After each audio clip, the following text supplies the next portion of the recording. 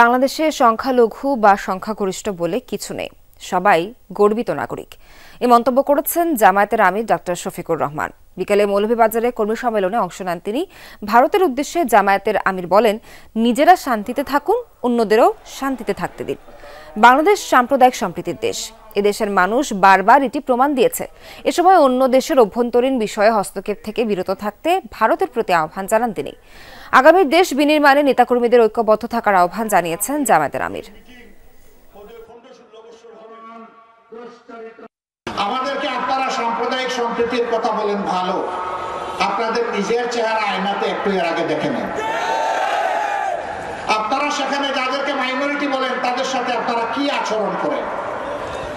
আমাদেরকে সাম্প্রদায়িক সম্প্রীতির সবক দিতে হবে না। যুগ যুগ ধরে এই দেশ সাম্প্রদায়িক সম্প্রীতির দেশ।